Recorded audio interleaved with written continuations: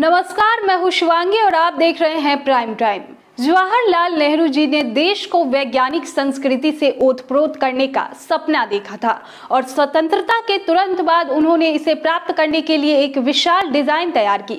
आधुनिक भारत के मंदिरों में से एक, जिन्हें उनकी कल्पना से बनाया गया, चिकित्सा विज्ञान का एक उत्कृष्टता केंद्र था। नेहरू जी का सपना यह था कि दक्षिण पूर्वी एशिया में चिकित्सा और अनुसंधान की गति बनाए रखने के लिए एक केंद्र होना चाहिए और इसमें उन्होंने अपने तत्कालीन स्वास्थ्य मंत्री राजकुमारी अमृत कौर का पूरा सहयोग पाया।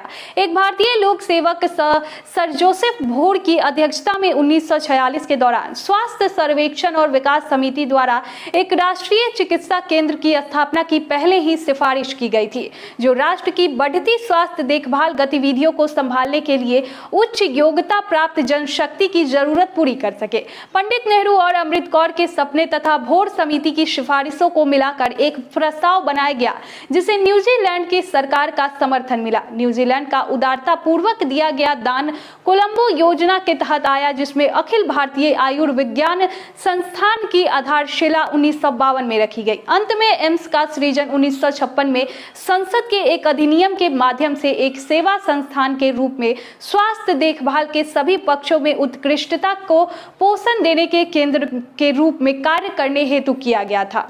अखिल भारतीय आयुर्विज्ञान संस्थान की स्थापना सभी शाखाओं में यूजी और पीजी शिक्षा में अध्ययन के पैटर्न विकसित करने के उद्देश्य से संसद के अधिनियम द्वारा राष्ट्रीय महत्व का एक संस्थान के रूप में की गई थी, ताकि भारत में चिकित्सा शिक्षा के उच्च मानक प्रदर्शित किए जा सके।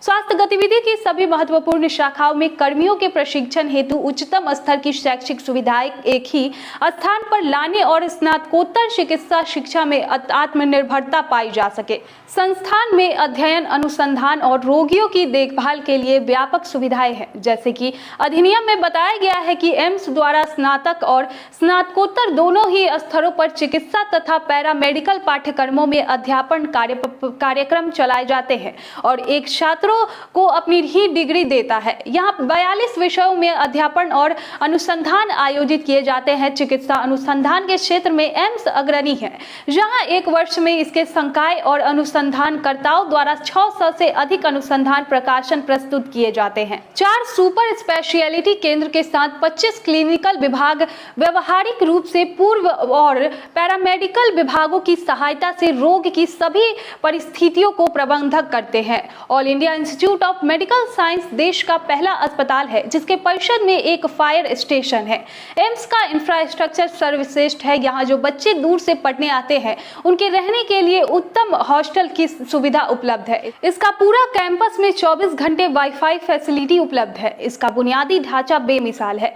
यहाँ बच्चों को शांति से पढ़ने के लिए लाइब्रेरी की सुविधा उपलब्ध है। कैंपस में साफ सफाई और हाइजीन पर काफी ध्यान दिया जाता है। यहाँ लैब, कैंटीन, कैफेटेरिया, सभी तरह की फैसिलिटी स्टूडेंट को उपलब्ध कराई गई है। बच्चे को दिए जाने वाले खाने में पोषण और हाइजीन का काफी ख्याल रखा जाता है। अगर हम प्लेसमेंट की बात करते हैं तो एम्स का प्लेसमेंट सबसे शानदार है। यहाँ 100 छात्रों में से 80% छात्रों को प्लेसमेंट आसानी से मिल जाती है। अगर बात करें इनके पाठ्यक्रम शुल्क की तो भारत का सबसे सर्वश्रेष्ठ कॉलेज होने के बाद भी इसका पाठ्यक्रम शुल्क बेहद कम है।